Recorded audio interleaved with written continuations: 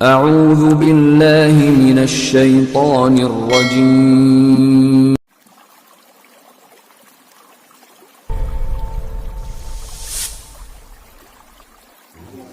Assalamualaikum warahmatullahi wabarakatuh. Alhamdulillah wassalatu wassalamu ala Rasulillah sallallahu alaihi wasallam. La haula wala quwwata illa billah. Allahumma la sahla illa ma ja'altahu sahla wa anta taj'alul hazana idza syi'ta sahla. Rabbi shrah li sadri wa yassir li amri wahlul 'uqdatam min lisani yafqahu qawli wa ba'du. Ibarallah ummahatil muslimin arsyadani wa iyyakumullah. Pujian dan syukur kita kepada Allah Subhanahu wa taala, salawat dan salam untuk kekasih kita bersama, kekasih Allah Muhammad sallallahu alaihi wasallam. Kajian kita masih melanjutkan tentang 300 dosa yang sering dianggap lewat atau diremehkan oleh kaum wanita. Saya bacakan tentang bab kita sekarang adalah bab dosa-dosa wanita seputar pernikahan dan interaksinya dengan suami. Yang ke-13. Wanita menolak bersetubuh dengan suaminya karena kesel, karena keinginannya tidak dikabulkan suami, karena ada pertengkaran ringan dan segala macamnya. Lalu suami punya hajat kepada istrinya dan dia menolak. Ketika dia menolak, alasannya capek kek, atau alasannya udah terlalu malam, atau alasannya dia kurang sehat, ya, atau alasan-alasan yang sebenarnya secara syar'i tidak bisa diterima dan dia menolak. Apa kata Rasulullah SAW? Idza da'a ar-rajulu imra'atahu ila firashihi fa'abat fabata ghadbana 'alaiha. Fabata ghadbana 'alaiha. Satu malam itu si wanita tidur dalam keadaan la'anathal malaikah. Seluruh malaikat mengutuk, melaknat wanita ini. Hatta tusbiha, sampai besok pagi. Bu, kalau malaikat-malaikat mendoakan laknat untuk wanita ini, kebetulan malam itu, ibu ingat nggak kajian kita? Ada satu malam dalam satu tahun Allah menurunkan penyakit wabah dari langit. Ya, lah orang yang kena laknat pasti kena itu. Orang yang dikutuk dilaknat pasti kena. Makanan yang terbuka, terenganga, pasti akan masuk wabah itu dan penyakit itu ke dalam makanan ini. Ya, begitu juga di malam hari di mana wanita ini kena laknat, ada sihir yang dikirimkan. Ada dukun yang dipakai oleh orang-orang yang lawan-lawannya, dipakai guna jasa dukun, diguna-gunai masuk itu. Kenapa? Dia kena laknat malam itu. Yang melaknatnya adalah orang yang paling makbul doanya. Malaikat, bu, doanya paling makbul. Kenapa? Kata Rasulullah SAW, orang yang tidak pernah berdosa, lalu dia berdoa, pasti Allah kabulkan. Malaikat pernah buat dosa enggak? Tidak. Sementara malaikah jamak daripada malak. Berarti bukan hanya satu malaikat yang mendoakan laknat untuknya, tetapi malaikat-malaikat yang banyak mendoakan kelaknatan atasnya. Wal'iyadzubillah. Jangan sampai menolak jika alasannya memang tidak syar'i. Baik. Walladzi nafsi biyadihi ma min rajulin. Sudah Ibu bacakan tadi terjemahnya, Bu? Oh ya, silakan, Bu. Apabila seorang suami mengajak istrinya ke ranjang, namun istrinya tersebut menolaknya, lalu suaminya tidur dalam keadaan marah kepada dirinya, maka para malaikat akan melaknatnya hingga pagi, sampai hingga pagi hari. Naam. La haula wala quwata illa billah. Barusan ini yang Ibu dengarkan adalah hadis Sahih Bukhari dan Muslim. Sebaliknya bagaimana? Tidak ada kewajiban suami untuk memenuhi keinginan, tidak ada. Tapi kewajiban istri ada. Ya, kalau istri yang minta suami nggak mau, maka tidak ada dosa atas suami itu. Ya. Dalam Sahih Imam Muslim dari hadis Abu Hurairah radhiyallahu anhu, ia berkata, Rasulullah SAW bersabda, cuma bu, suami ini terhitung zalim apabila si wanita masih normal. Wanita ini masih normal dan dia pun meminta normal. Kalau nyu minta sehari 5 kali, baru nyu menolak, wajar. Tapi wanita minta pokoknya sekali seminggu, 2 kali seminggu, ini masih normal, ya, atau sekali sehari lah. Sebenarnya ini masih normal. Wanita istrinya normal, ya. Kalau sempat laki-laki ini tidak menunaikan kepada kewajibannya pada istrinya, ini kan hajat istri. Maaf ya Bu ya, seorang wanita sebelum dia disetubuhi, dan dia belum kenal apa itu namanya jima, dia tidak punya hajat, Bu. Tapi ketika itu sudah dilakukan kepadanya, sekali dua kali wanita akan punya hajat yang permanen. Jika suami tidak memenuhkan hajat itu, maka suami ini zalim.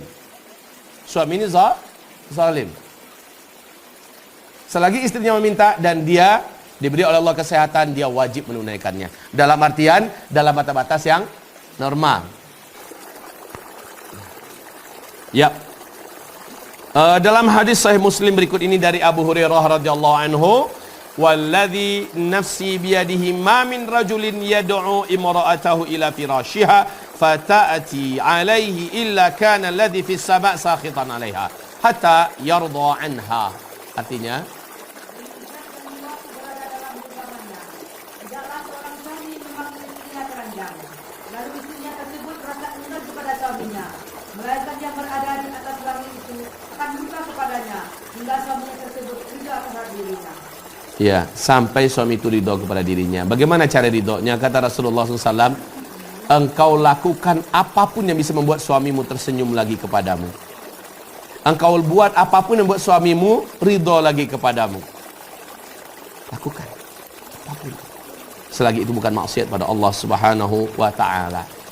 Baik ibu-ibu, limit terakhir suami wajib memberikan nafkah pada istrinya, kalau menurut konsep Umar bin Khattab radhiyallahu anhu, sekali dalam 4 bulan. Makanya kemarin kalau ada pertanyaan, siapa yang bertanya kemarin? Bagaimana kalau sang suami kerjanya itu orang kapal, pulangnya sekali 6 bulan, sekali setahun, kesian sekali ini istri ya. Nah, pulangnya aja sekali-sekali begitu.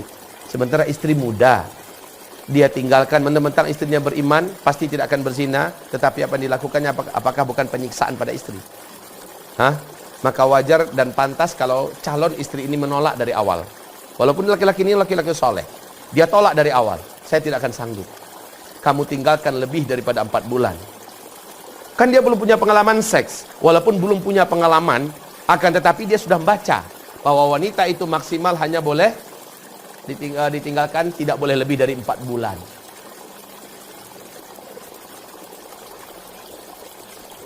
Artinya, lewat daripada itu wanita ini sah kalau seandainya minta cerai, fasakh.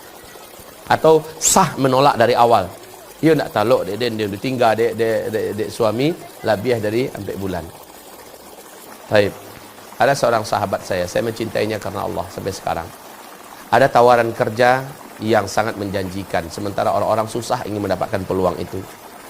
Lalu dia datang kepada saya katakan, yang diinginkan istrimu, sementara dia hanya akan pulang sekali 2 tahun, dia hanya akan pulang 2 kali setahun atau sekali setahun. Saya katakan, yang diinginkan oleh istrimu yang muda bukanlah uangmu belaka, tapi adanya engkau di sisinya.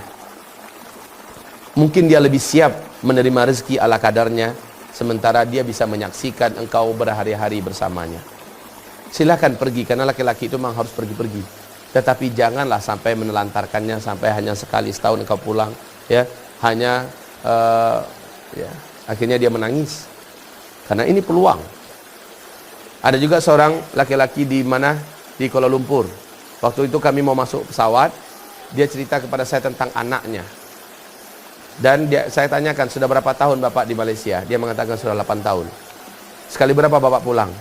Dia mengatakan, saya pulang mungkin dalam 6 bulan sekali, atau dalam setahun mungkin sekali pulang. Saya pulang hanya 3 minggu. Paling-paling 6 bulan dia pulang 3 minggu. Saya katakan, maka jangan salahkan anak bapak yang sekarang ini sudah sangat nakalnya dan pelawannya. Jangan salahkan istri bapak, karena yang salah adalah bapak. Saya nggak nyadar, Bu, saya ketika itu, karena dia minta saya datang ke Kota Padang, saya bisa meruqyah istrinya, bisa meruqyah anaknya. Masalahnya sekarang adalah salah bapak. Ngapain saya meruqyah anak istri bapak? Saya bilang, ya, nggak bisa. Saya harus mentatar bapak. Yang salah itu adalah bapak. Anak itu membutuhkan vitamin bapak namanya, ya, gizi dari kehadiran bapak, dekapan bapak. Anak itu memerlukan itu. Sekarang bapak tidak datang hanya bapak kirimkan uang, sekalipun halal uang yang bapak kirimkan, ya, tetapi dia tidak menemukan kehangatan bapak, belayan bapak, kasih sayang bapak. Istri juga begitu. Sekarang anak-anak bapak kata bapak pernah masukkan ke pesantren segala macamnya. Nggak cukup pak, kehadiran bapak di sisinya adalah, ya, saya merasakan itu bu. Seringnya saya keluar, saya merasa anak-anak ini kekurang gizi seorang ayah. Ketika saya datang, anak-anak lebih lengket rasanya, lebih apa yang kecil-kecil. Alami sekali mereka, ya. Sangat butuhkan kepelukan kita, kehangatan kita. Jadi gizi bapak itu wajib dimiliki oleh seorang anak. Ya. Apalagi anak-anak dalam usia balita, usia kanak-kanak, sangat penting. Kenapa anak-anak yatim yang dimasukkan ke panti asuhan nakal-nakal? Betul tidak? Kenapa anak nakal? Mereka kehilangan figur ayah.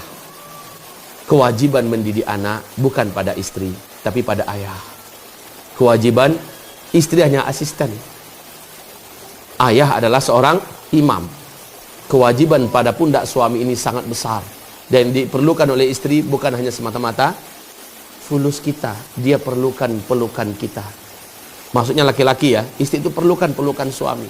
Dia perlukan kehadiran suami. Inilah dia. Baik, jadi ketika kita bicara ini, ya ketika kita bicara ini dalam konteks kewajiban laki-laki pada istri. Nah sekarang, istri minta jatahnya. Ya kita kembali kepada konteks awal kita. Istri, maaf ya, suami minta jatahnya. Kan kata Rasulullah begitu. Laki-laki kan diperintahkan banyak keluar, betul tidak?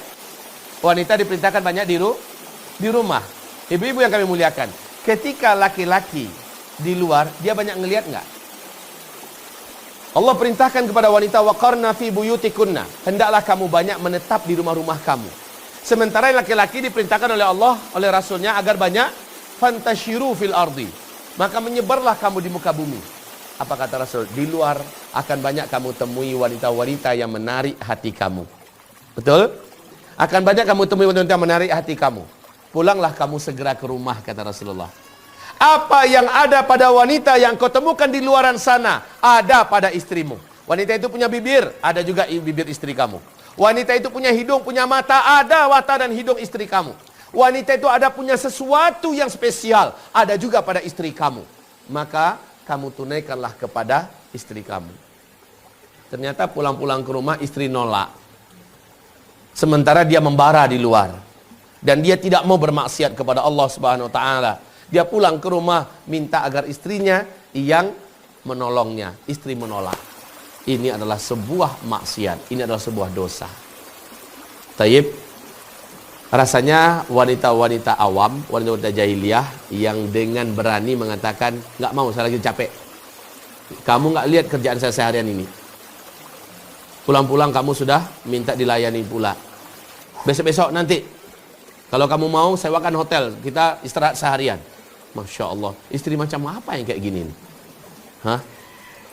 Dia punya harga tawar dengan suaminya. Kalau nggak mau, ya dari awal saja nggak usah nikah dengan dia.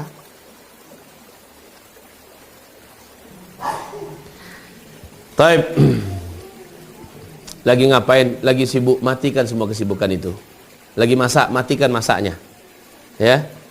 Coba lihat hadis sebelahnya. Walau ala tannur. Wa in kanat ala tannur. Baca artinya, Bu. Ya itu yang di belakang tadi. Ya.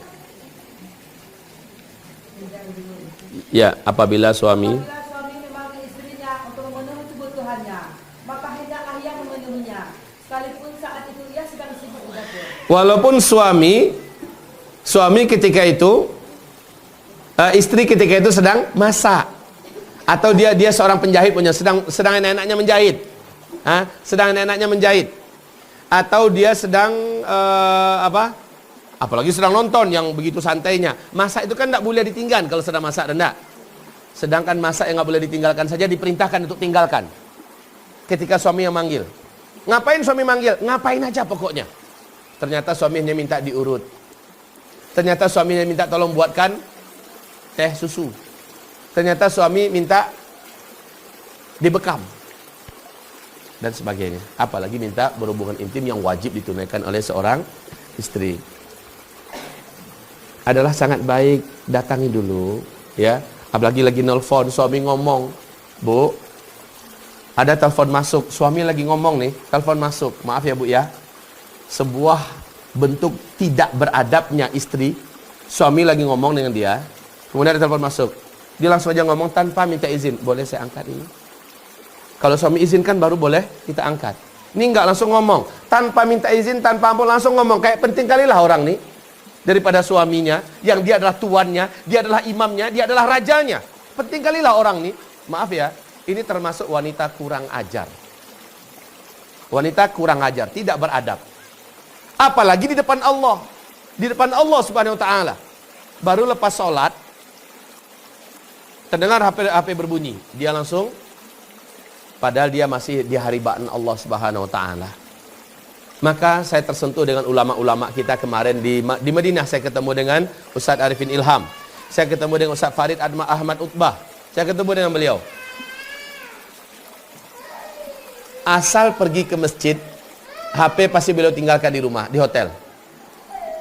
Selama keluar ke masjid, nggak mau dia bawa HP. HP di hotel. Kalau pulang ke hotel, masuk kamar, baru diaktifkan. Ini adab sebenarnya. Kenapa? Saya bicara dengan Ustaz Arifin. Saya bicara dengan Ustaz Farid yang ketika itu bisa ketemu ya. Ketika itu ada juga Ustaz Bakhtiar Nasir. Tapi nggak sempat ketemu saya. Ada juga Ustaz Ustaz Abdul Somad. Saya juga nggak sempat ketemu. Nah, mereka ini punya adab. HP tinggal di rumah. Apa katanya? Masa saya sedang di hadapan Allah, di rumah Allah, saya bicara dengan orang lain, saya sangat tidak beradab katanya. Saya tidak akan mau melakukan itu. Nah, ini dengan Allah Subhanahu wa taala. Wa ba'dallah wa ba'da rasulih fazauj. Setelah Allah, setelah rasulnya suami. Jangan sesekali melakukan adab yang tidak baik itu kepada suami kita. Sedang mengeceknya, awak mengecek lo orang lain. Nah. Baik. Walau iwain kanat alat tanur, sekalipun wanita ini sedang masak. Sedangkan masak itu ibu-ibu tahulah, ya, tidak boleh ditinggal, tidak boleh diputus. Tapi kalau panggilan suami, maka wajib tinggalkan. Putuskan masak itu. Sampaikan, datang dulu sebentar. Dah. Nasi sedang tak jarang, ini sedang kok santale ba'ala. Pasti dia akan mau paham, ya. Tapi kalau katanya, namuh dia duda kapai sebantale kini lah. Nah, kalau sudah begitu, matikan. Begitu loh, Bu. Baik. Bu, karena inilah masalah yang terbesar bagi kaum Hawa. Hadis-hadis di sini cukup padat daripada bab-bab sebelumnya. Coba Ibu lihat di bawahnya, Bu. Coba Ibu lihat di bawahnya. Ibnu Majah telah meriwayatkan sebuah hadis dengan sanad hasan dari Abdullah bin Abi Aufa radhiyallahu anhu dari Nabi sallallahu alaihi wasallam, beliau bersabda, "Lau kuntu amiran ahadan ay yasjuda li ahadin la amartul mar'ata an tasjuda li zawjiha. Walladhi nafsu Muhammad bin yadihi la tuaddi al-mar'atu haqqa rabbiha hatta tuaddi haqqa zawjiha walau sa'alaha nafsaha wa hiya ala qatabin lam tamna'hu." Artinya,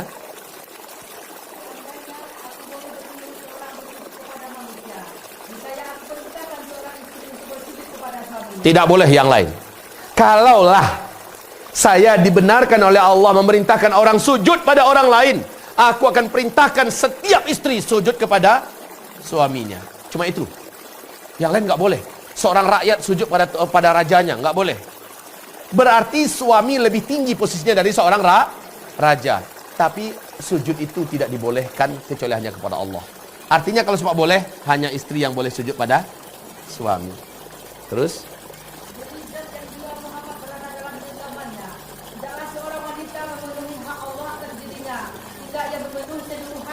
Masya Allah. Apa maksudnya?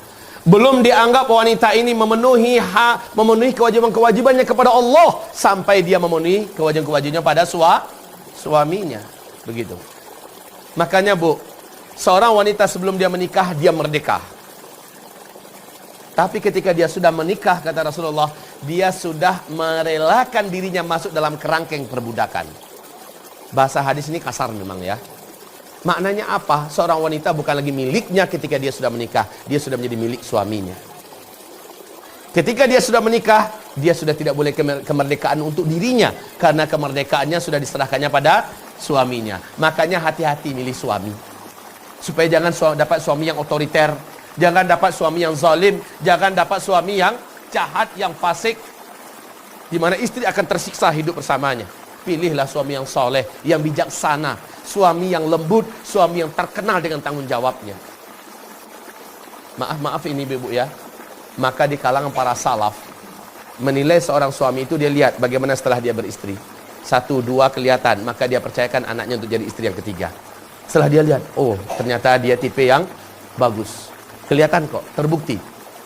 Masya Allah, hamba-hamba Allah yang kami muliakan, ini dikubur hidup-hidup zaman sekarang yang disebut dengan poligami. Ya, pada poligami salah satu cara untuk mengetahui laki-laki ini baik atau tidak. Lihat dulu, beristrilah dia. Baik nggak dia pada istrinya? Karena kata Rasulullah, sebaik-baik laki-laki di antara kamu adalah yang paling baik pada istrinya. Nah itu loh. Kalau udah kelihatan dia baik pada istrinya, lihat bagaimana dia dengan mertuanya. Lihat bagaimana dia dengan sepupunya, dengan iparnya, bagaimana dia dengan masyarakatnya. Udah kelihatan, maka dia merasa tenang menitipkan anak gadisnya kepadanya. Udah teruji maksudnya. Ya, lanjut.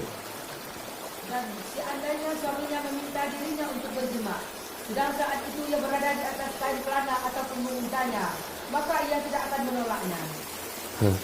Sedang seriusnya di atas kudu, nah, anggaplah dia wanita yang suka berkuda, atau dia sedang dalam safar, dipanggil oleh suaminya. Ini maksud di atas pelana ini sama dengan safar, ya. Nyo sedang safar di Jakarta. Di mana kini dia? Masih di Jakarta dah. Capeklah pulanglah. Udahlah di Pekumbuah kini. Ya, pulanglah capek. Tapi masih 3 hari leda. Udah pada lu kini. Pulanglah sayang. Pulanglah, dia wajib. Alun selesai le. Besok penandatanganan dah. Nan udah aku umpamanya besok lu udah kapai. Nak doa kata oleh sayang. Kinilah. Pulanglah dia dulu kini, besok pagi tabang balik, udah hantar ke airport. Sambil-sambil juga pergi sekali ke airport. Kan artinya kalau suami bijaksana dia akan cepat memberikan solusi. Baik. Sampai begitu loh ya. Sedang safar pun, ibu lah sedang di tengah jalan ke Bukit Tinggi, wah ke Balanjo, wah. Sedang tengah jalan baru suami ternyata pulang dari kantor. Ternyata ada sesuatu yang mengganggunya di kantor sehingga dia ingin selesaikan itu segera di rumah. Ya, dalam artian kebutuhan biologis. Dia kontak istrinya, sedang di mana? Masih di jalan dah. Baliklah pulang sebentar. Besok saja ke Bukit Tingginya. Pulang bu, pulang. Sampai begitu loh. Kalau tidak usah bersuami. Kalau lai kalau lai kapan nuri mode itu bersuami lah. Tapi kalau indaknya jadi kau pupuk api neraka juga sudahnya bu. Ya, kita akan menjadi penghuni api neraka kalau seandainya kita dipanggil suami kita tidak mau. Taib. Ya dia harus mengatakan pada suaminya dia sedang haid, ya. Dan kalau istri-istri Rasul itu punya pakaian khusus bu. Kalau dia pakaian itu berarti suaminya langsung paham, istriku sedang datang bulan. Dan para istri ini pun sangat bijaksana bu. Coba ibu baca istri Rasul, istri para sahabat. Salah satu yang sangat dibanggakan bagi dalam wanita solehah adalah dia langsung mempersilahkan suaminya, wahai suamiku aku sedang haid sekarang. Jika engkau memperoleh hajat biologis, aku izinkan engkau untuk datanglah istrimu yang lain. Ini bu, ini hanya ada dalam dunia ta'adud zaujat. Ini hanya ada dalam dunia ta'adud zaujat. Yang dijalani Rasul, yang dijalani para sahabat, yang dijalani para tabi'in, tabi'in dan seterusnya. Dia perkenankan suaminya, datanglah salah satu di antara istri yang engkau inginkan, ini sedekahku. Pulanglah, pergilah. Nanti setelah selesai, kembali dia kepada istrinya. Ini ada ya, ada dalam Islam, ada konsepnya, ada fikihnya. Lanjut bu. Ithnani la tujawizu salatahuma ru'usahuma abdun abiqun min mawali hatta yarji'a ilahim wa imra'atun asad zawjaha hatta tarji'. Dua golongan yang salat, keduanya tidak akan melampaui kepala mereka. Salatnya itu tidak naik, tidak naik, hanya sebatas di badannya saja. Salatnya sampai ke arasy Allah, tidak akan diterima oleh Allah. Siapa yang dua orang ini? Satu. Budak, yakni budak yang melarikan diri dari tuannya hingga ia kembali. Selama dia masih melarikan diri dari tuannya, maka solat dia, solat yang tiang agama saja tidak naik dari tubuhnya, artinya nggak diterima oleh Allah, apalagi yang lain-lain. Budak loh ya, yang melarikan diri. Jadi harus gimana? Dia harus balik ke tuannya. Pertanyaan, bagaimana kalau tuannya itu orang kafir? Bagaimana kalau tuannya itu orang musyrik? Kalau dia berhasil melarikan diri, apakah dia harus kembali pada tuannya yang kafir? Apakah dia harus kembali kepada tuannya yang musyrik? Jawabannya bagaimana?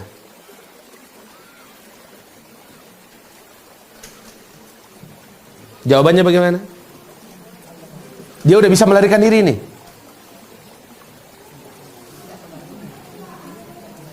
Nggak boleh kembali. Seharusnya dia tetap bertahan dalam pelariannya. Begitu. Jawabannya setelah yang lewat berikut ini. Silakan. Bismillahirrahmanirrahim. Pertanyaan tadi saya jawab. Kalau dia lari dari majikannya yang kafir, dia lari dari majikannya yang musyrik, apakah dia kembali kepadanya? Jawaban yang benar adalah jika kembalinya tidak mengancam nyawanya dan tidak mengancam agamanya, dia wajib kembali. Tapi kalau dia kembali, nyawanya pasti terancam, dia dibunuh atau dia disuruh murtad, maka dia tidak boleh kembali. Terjawab ya? Sudah, begitu caranya. Dan kalau majikannya muslim, wajib kembali, nggak ada alasan. Wajib kembali, walaupun dia akan dibunuh oleh majikannya. Walaupun dia akan dibunuh oleh majikannya. Dosa tanggung oleh majikan dan dia syahid.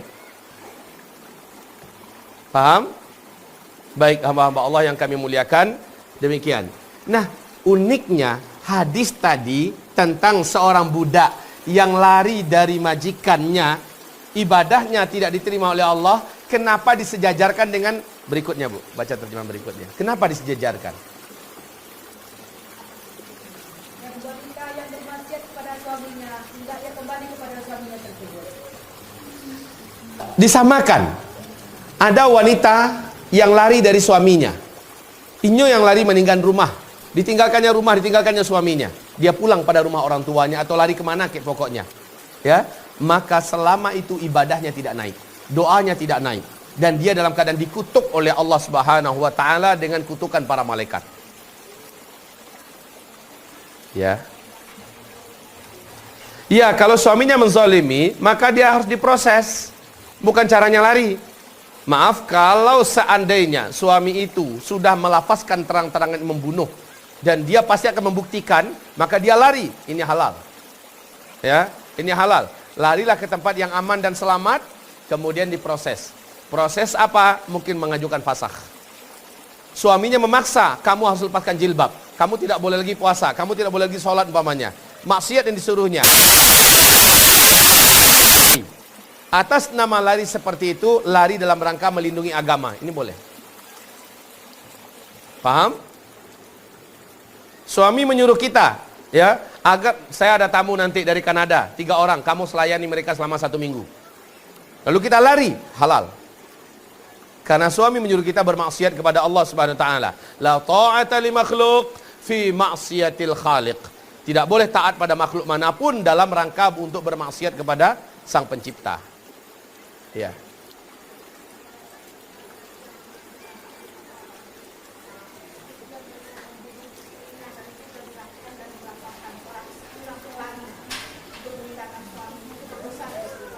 Kan udah saya jawab tadi. Ya, saya sudah jawab dalam rangka menyelamatkan diri, ya. Karena suami sudah mengancam dan tipe orang kayak suaminya ini mungkin bisa melakukannya, kita boleh lari. Ya, kita boleh melakukan meminta perlindungan diri. Sama dengan budak tadi juga. Kalau dia tahu majikannya akan membunuhnya, dia tidak usah pulang. Baik. Insyaallah, insyaallah. Karena ada alasan, ada uzur syar'i yang bisa diterima. Ya.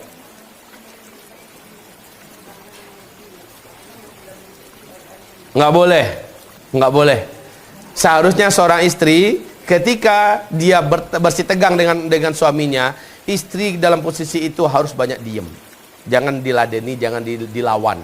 Ya, kau mengecek suami, mengecek lo, mengecek suami, mengecek awak, ya kan? Awak tahu temperamen suami tidak mau dijawab. Banyak suami yang begitu kan, nggak mau dijawab, manjawek juga kau lagi. Ya kan? Diam kenapa sih?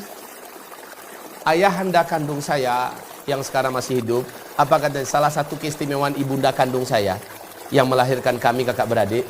Keistimewaannya yang tidak pernah dia lupakan seumur hidupnya, dan ini sangat berarti baginya. Ayah saya ini kan temperamen orangnya, pemarah, ya. Ibunda saya ini kalau nyuniu kok, ibu ambo kan buya setinggi kok di uminya. tenaga umi ko dorom ciet nyangke ko tenaga umi ko almarhumah. Sabana takut orang Jumi ko. Berusaha orang Jumi nak laki-laki nan je simpai tu tati lantang orang tu. Buya randahnya. Bisa dilipik-lipik di umi tu. Iya, ini Buya cerita nih, ayah anda yang cerita. Tapi kalau Buya sudah marah umi ini diam. Dia diam, dia tunduk. Paling-paling dia hanya nangis. Menjadikan Buya langsung calling down. Ya, semarah-marah apapun Buya, ya, umi pasti diam. Dia diam saja. Dia diam, tidak mau membantah, tidak mau menjawab. Kalau disuruh dia cepat mengerjakan. Apa kata Buya? Inilah satu-satunya istri yang paling dalam di hati. Dia tidak menjawab, dia tidak membantah, dia tidak melawan. Ya, Masya Allah. Tapi kalau dilawan, suami temperamen, suami marah, dilawan, dibantah, makin jadi. Ya, makin jadi. Ini rumah tangga akan di ujung perceraian. Yang menyebabkan Buya dan Umi berpisah hanyalah Umi terlebih dahulu meninggal dunia. Kalau tidak, kata Buya, cinta yang paling dalam dari seluruh istrinya yang ada 9 orang rumahnya, cintanya paling dalam adalah pada Umi almarhumah. Ya.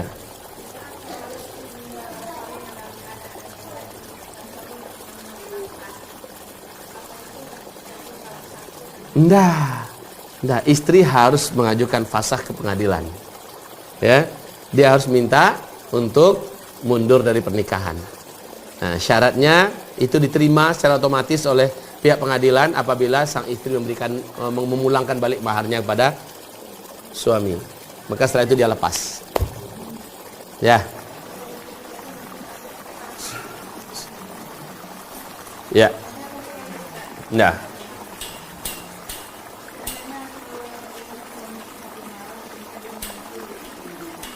Dikucilkannya istrinya.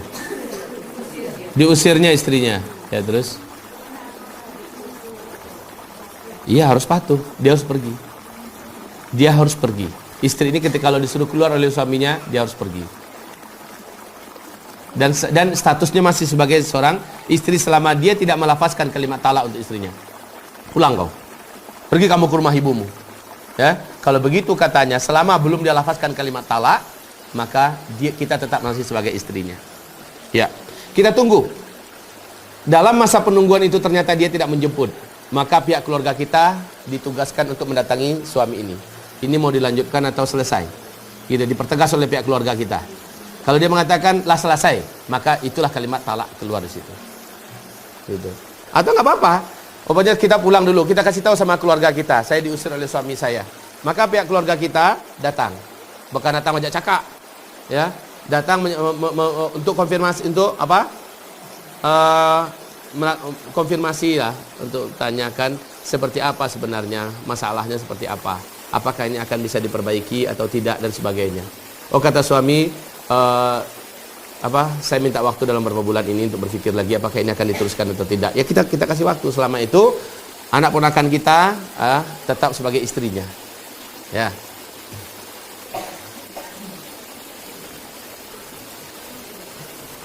Taib. Jadi ada dua tadi, budak yang lari satu, yang kedua budak yang lari satu, yang kedua wanita yang istri yang lari. Dua-duanya disejajarkan sama, disejajarkan sama. Inilah dia posisi sebenarnya. Maaf, ibu-ibu, antara budak dengan istri.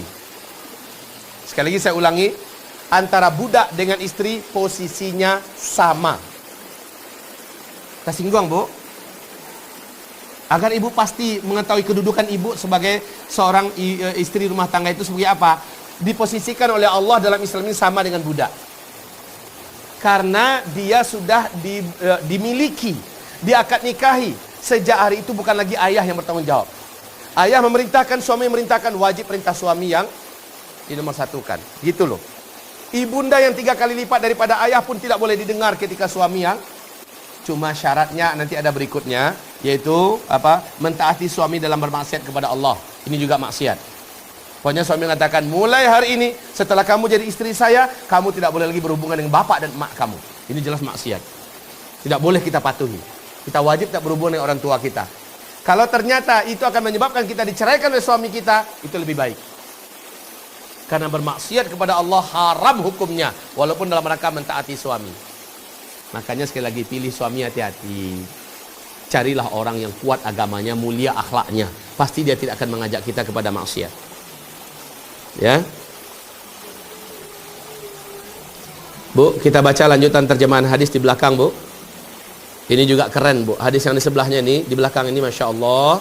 Ya, dari Mu'adz bin Jabal radhiyallahu anhu, ia berkata, Rasulullah sallallahu alaihi wasallam bersabda, tafadhal. Jangan seorang wanita menyakiti suaminya di dunia. Simak ini baik-baik. Ibu-ibu yang kami muliakan, wahai para pemirsa Uzma TV dimanapun Anda berada, simak ini baik-baik. Tidaklah seorang istri yang menyakiti suaminya di dunia, yang menyakiti perasaan dan hati suaminya di dunia. Terus, Suami akan berkata istrinya dari kalangan bidadari. Jangan engkau sakiti dia. setiap kami, Bu, kami ya. Setiap kami yang laki-laki muslim, laki-laki beriman di muka bumi ini, kami sudah punya istri di dalam surga, Bu. Kami sudah punya istri di dalam surga. Sudah Allah persiapkan. Istri-istri kami ini tergantung amal kami di dunia. Makin hebat amal kami, makin Allah tambahkan untuk kami istri kami di surga. Sudah standby. Dan setiap kita, saya dan ibu, semua laki-laki dan wanita yang beriman pada Allah, hari ini sudah ada rumah-rumah ibu, istana-istana ibu di dalam surga. Seperti kami. Tapi ibu belum tentu dapat suami. Kalau ibu jadi ratu bidadari surga, suami ibu yang di dunia akan menjadi rajanya, akan dipertemukan Allah kembali. Kalau ibu ternyata suaminya masuk neraka dan tidak mungkin diselamatkan dari neraka, Allah akan nikahkan ibu dengan seorang lelaki yang istrinya di dunia tidak lagi masuk surga. Jadi istilahnya janda dan duda saling Allah pertemukan. Ya, cuma dalam kondisi yang paling sempurna. Ya, tapi kami yang laki-laki punya bonus dari sisi Allah. Kami disiapkan oleh Allah istri-istri dari para bidadari. Berapa banyak jumlahnya? Berapa hebat amalan kami di muka bumi ini kami lakukan untuk Allah Subhanahu wa taala. Nah, apa kata para calon-calon istri kami dari kalangan bidadari itu ketika kami disakiti oleh istri-istri dunia kami? Apa kata para bidadari ini? Silakan lanjutkan, Bu.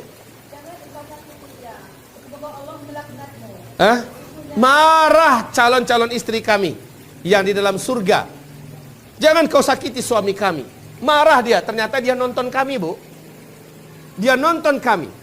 Dia lihat kami. Uniknya, Bu, dia tidak punya rasa cemburu kalau memang suami itu melakukan cinta dengan istrinya yang di dunia. Istri kami yang di surga nggak cemburu. Dia hanya marah ketika suaminya disakiti oleh istrinya di dunia. Disitulah marahnya dia. Benar-benar pencinta sejati itu, Bu.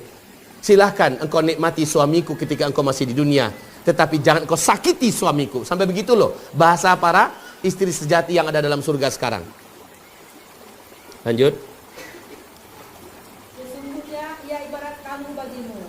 Dan hampir-hampir ia akan berpisah darimu untuk menjunjung kepada kamu. Suamimu, hai para wanita-wanita, hanya ibarat tamu bagi kamu di dunia. Sebentar. Dia minta maaf, Mbak. Candu ibu Ninir sendirilah. Kalalah pulangnya kepada istri yang sebenarnya. Jangan dibuat ibu. Lah pulangnya kepada suami istri-istrinya yang sebenarnya. Nah, ibu-ibu, suamimu hanya tamu bagimu. Jangan kau sakiti suami-suami kami. Tetapi kalau seandainya ibu pandai menjadi seorang istri, ibu akan menjadi ratu mereka nanti. Mereka yang akan melayani ibu.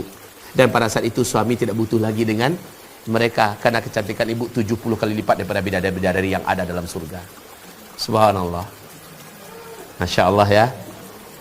Ibu jangan cemburu dari sekarang. Banyaknya laki bini laki dan kau nanti di surga. Kalau ibu lah masuk surga ibu, Bu, bosobok ibu balik dia suami ibu itu, kemudian ibu bidadari dalam surga yang ada. Wajah ibu-ibu nama dia gini kau tak ada dalam surga tu. Nak laku doh. Pakai jirawik, pakai hidung pesek. Pakai gaik-gaik lo tu. Gigi je lah, gigi. Ibu mau celiak. Dalam surga enggak ada kakak ibu ni enggak ada. Ibu telah dijadikan oleh Allah sebagai makhluk yang seluruh bidadari surga cemburu melihat kecantikan ibu. Subhanallah. Ya. Ya.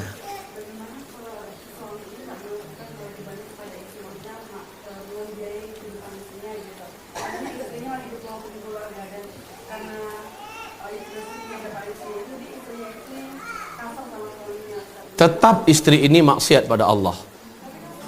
Walaupun suaminya tidak memberikan nafkah, dia punya hak untuk mundur dari suaminya.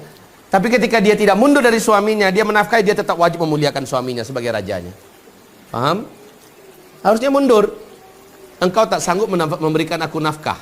Yang mencari nafkah keluarga ini adalah aku. Maka aku tidak ingin lagi menjadi suamimu, menjadi istrimu. Itu haknya. Boleh. Kecuali kalau suami berkata, "Dek, bukankah engkau melihat setiap hari aku berjuang untuk mencari nafkah? Rezeki saja yang belum berpihak kepadaku." Dan kita melihat ketulusannya, kita melihat kesungguhannya. Tidak boleh minta cerai karena dia sudah berjuang. Ya, paham? Paham ibu-ibu semua? Tapi kalau suami memang ongkang-ongkang kakinya di rumah, minum kopi sekerajonyo, ya kan? Duduk di lapo-lapo menyosohkan pitih nado di awak. Dia yang ternyata bersenang-senang. Maaf ini, ada satu tempat, satu provinsi di Indonesia ini yang tipikalnya dibuat seperti itu oleh budayanya. Suami di rumah, istri yang malah mencari habis-habisan. Masya Allah. Alhamdulillah itu bukan Islam. Ya. Jadi istri kalau suaminya mau dia bertahan dengan suaminya ini tetap wajib ala ra'si wal ain. Tetap wajib dihormati. Walaupun dia tidak punya kerjaan yang tetap. Sementara kita punya kerjaan tetap, gaji kita 3,5 juta, 4 juta satu bulan. Suami punya pemasukan hanya 700.000, 500.000. Jangan dihinakan dia. Muliakan terus, agungkan terus dia, hormati terus. Ya, indahkan semua kata-katanya. Tetap jadikan sebagai imam kita. Dah.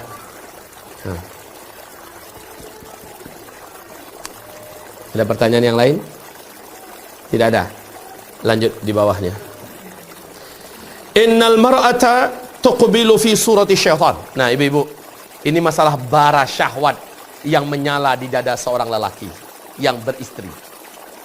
Laki-laki, Bu, syahwatnya sangat mudah menyala, beda dengan wanita.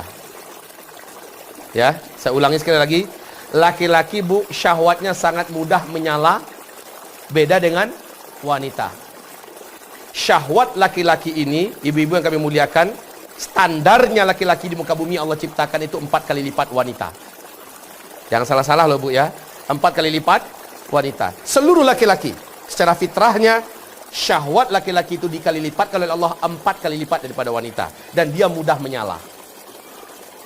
Ketika diperintahkan oleh Allah, fantashiru fil ardi, menyebarlah kamu di muka bumi, maka banyak yang akan dilihatnya. Apalagi di zaman fitnah ini, di zaman jahiliyah ini.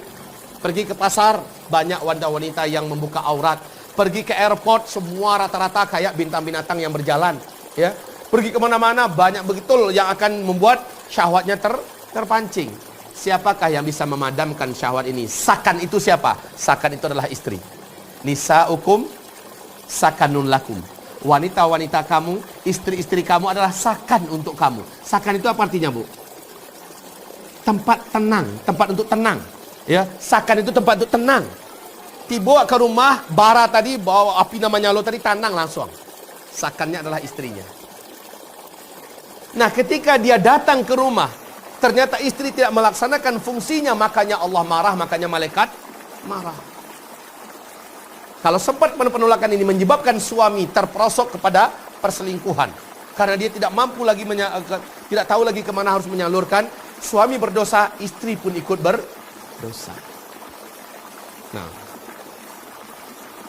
la haula wala quwata illa billah. Jadi ibu yang kami muliakan, ini hadis yang di bawah.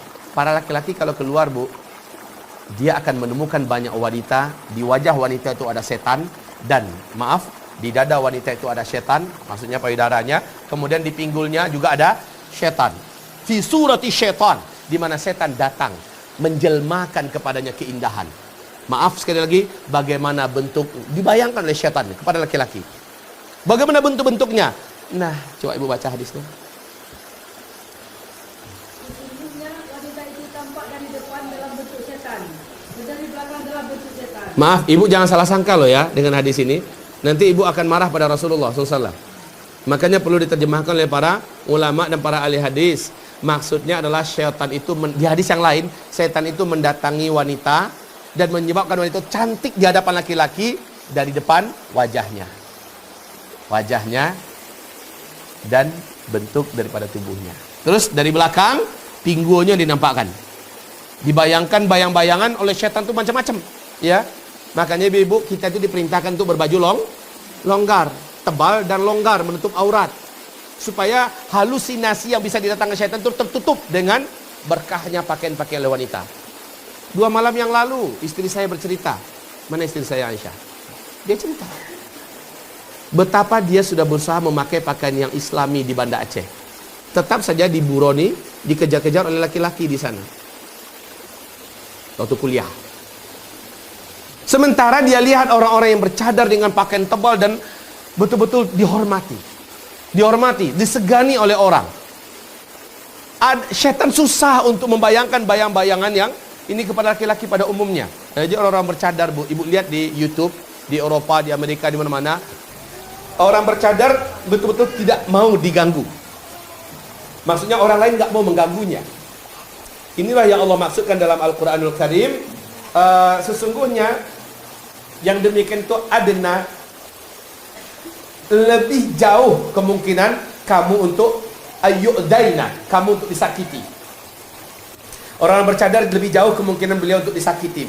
Subhanallah. Setannya dengan keberkahan cadar itu, dengan keberkahan pakaian muslimah, tidak pun bercadar tapi full pakaian muslimah, insya Allah dia lebih jauh dari setan. Setan sulit untuk mengotori pikiran orang, khususnya laki-laki, Bu. Ya. Terus Apabila salah seorang dari kalian melihat seorang wanita, maka hendaknya ia segera mendatanginya atau menyetubui istrinya, karena yang demikian itu akan mendadak gejolak dalam dirinya. ya, selesai. Inilah dia beberapa maksiat dan dosa kaum wanita yang sering diremehkan oleh kebanyakan wanita-wanita. Semoga setelah mendengarkan uraian ini ada perubahan dalam rumah tangga kita, dalam kehidupan kita. Kita cukupkan sampai di sini. Asyhadu an la ilaha illa anta, astaghfiruka wa atubu ilaika. Wassalamualaikum warahmatullahi wabarakatuh.